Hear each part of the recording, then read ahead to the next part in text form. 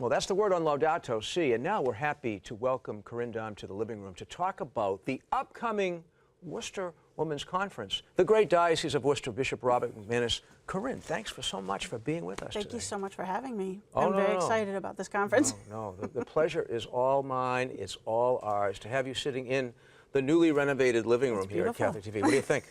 Lovely. It's really lovely. It's bright and cheery. It is. Just like us. So very exciting. It's been a few years or so since you've had a women's conference in the Diocese of Worcester, and now it's happening. Tell us about the process of just getting ready, preparing for this, because it must be a huge undertaking. You would think. But once we decided, a few of us decided that we really wanted to bring back the women's conference, we hooked up with the men. And the men have been so generous in helping us. And I have to say, and I say this all the time, we are plagiarizing the men's conference. It's such a success.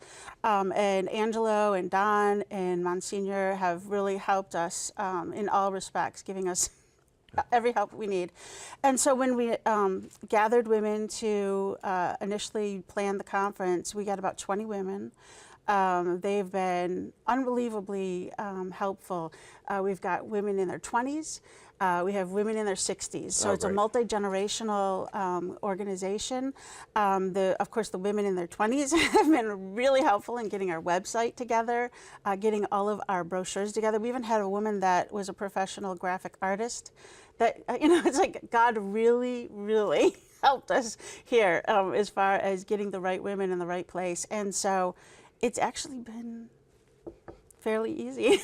Very good. And it's WorcesterCatholicWomen'sConference.com is that very website. And I have this beautifully designed flyer here, and I just happened to be looking at the letter from Bishop McManus. And really, your bishop seems very excited about this. He is very excited. We initially went to him with a list of possible speakers, and he took one look at the list and just like, oh, Mother has jumped along. She's awesome, and he goes, oh, you should consider Helen Alvarez. So, of course, we got both of those. Fantastic. And so, yeah, he's very excited. I ran into him a couple times outside the chancery, and he's like, I still don't know how you guys got such great speakers. And it really is, in many ways, about the speakers, because that's what draws people.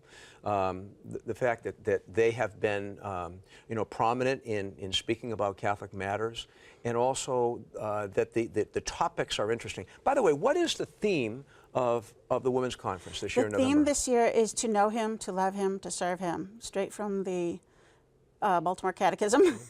And that's really what we want women to get from the conference, is that obviously the way to get to heaven is to know God, to love God, and to serve Him. And one of the things that we want to do, especially in our program, is to give ways for women to serve Him. So we're going to have a list of different ministries, contact information, what types of jobs are available, volunteer opportunities throughout New England for women to turn to and serve Him once they're fired up. So say there are some great women out in the audience, and they're not from the Diocese of Worcester. They might be from the area. They could come too, right? Absolutely. In fact, we've got a fourth of our seats filled, and 30% of those are from the Boston Diocese. In fact, half of our planning committee is from the Boston Diocese. St. Brendan's in Bellingham has been very helpful in getting this conference together.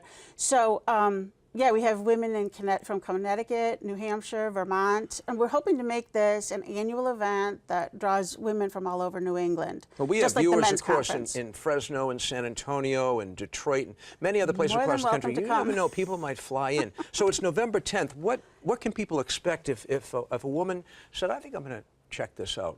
What will happen during the day? What will they find? Okay, so if your men have been to the conference, they can tell you. If they haven't been to the conference, the men should really go to the men's conference, because it's really an awesome experience.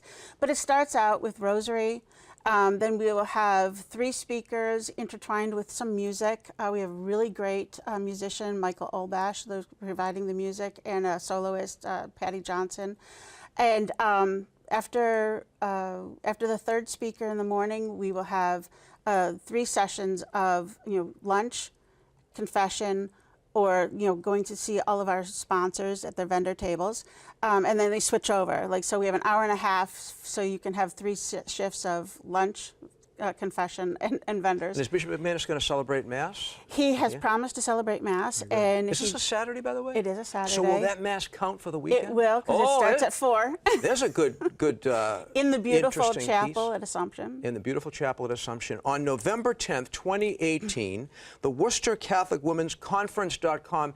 That's the website. Corinne, thank you so much. Thank you so much for having us. Oh, no. We look women... forward to promoting the conference in the months ahead as we get ready to re-engage the women of Worcester and all around the surrounding area in this great Catholic get-together. Well, thank you so much. And thank you for Catholic TV for being a sponsor. It's our honor and our pleasure. And now